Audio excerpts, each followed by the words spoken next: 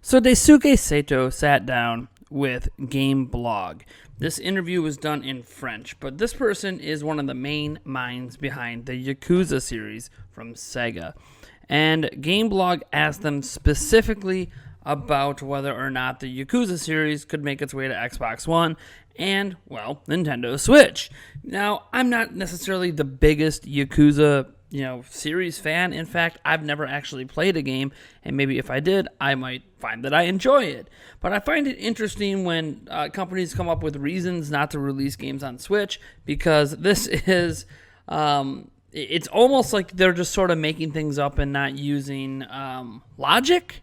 Is that a way to put it? I don't know. Anyways, let's get into the question that specifically dealt with Switch from Gameblog. I do want to note that this interview was originally done in French, so this is a translation. Things could not be one-to-one in terms of what is said, but anyways, this should give us a general idea of why Yakuza series will not be coming to Nintendo Switch. So Gameblog says, Ryo ga Gotoku 1 and 2 HD is released on Wii U. Binary Domain is released on Xbox 360. Why not take out the Yakuza on Switch and Xbox One to further enlarge the base of fans of the series in the West? Daisuke Sato responds, to be realistic about what happened, Ryu ga Gotoku 1 and 2 HD for Wii U was a major failure. But we always have the optics to develop the multi-platforms as much as possible. And we know that it brings an additional audience, and that it allows to drain more people. On the other hand, as far as the Switch is concerned, I'm convinced that this is not the platform on which to develop Yakuza games would be ideal. Maybe the public does not expect this kind of game on Switch. Maybe they are used to different games. This may not be the ideal platform. Regarding the Xbox One, we can possibly consider it. Knowing Xbox One users may be more likely to be interested in a game like Yakuza, this could potentially be an option. Now, I generally give a pass when companies decide they don't want to bring their games to Switch.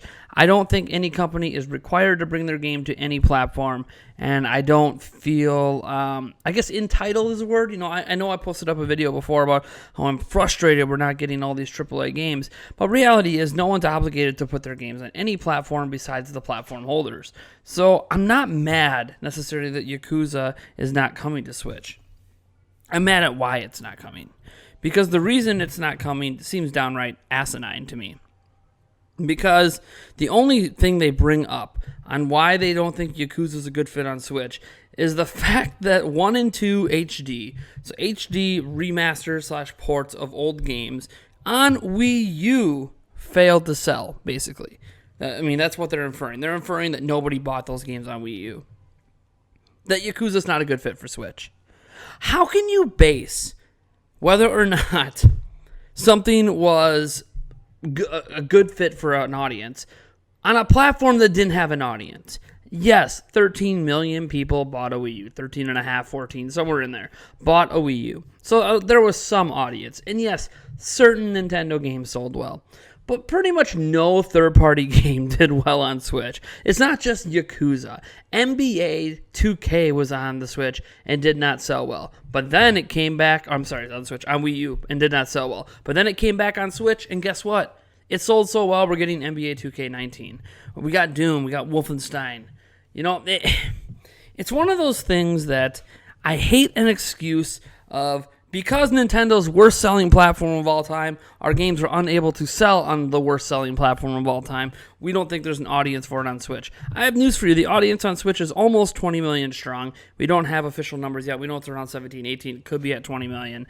So the Switch is around 20 million strong, which is already 1.5 years in, significantly larger, approaching double the size of the Nintendo Switch's, the Wii U's audience. Man, can I not keep things straight today. And yet, because your Yakuza series games, those remastered games you released on Wii U, didn't sell well, that's why you're not going to take a shot at Switch? Really? That's just, it's asinine to me. And I'm actually going to point out one of my friends, OJ over from Player Essence, he actually put out a tweet on this, so I want to give him a shout out because this tweet is what really caught my attention and made me want to talk about this.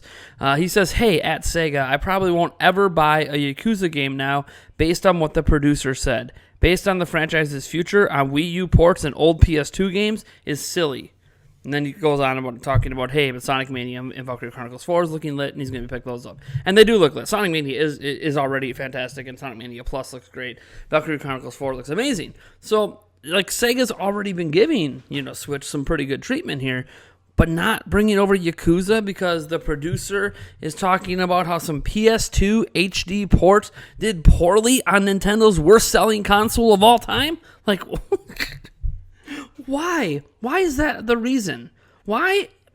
You don't need to come up, in my mind anyways, you don't need to come up with excuses for why you're not going to support a platform. Even when asked directly, all you have to say is that we don't feel like our games would be a good fit. Period. You don't have to go and be like, oh, but to justify our opinion, here's why we think it, which is fine. I'm all for context, right? I love context. I love when people give us a reason for why they think Switch or any other platform isn't a good fit.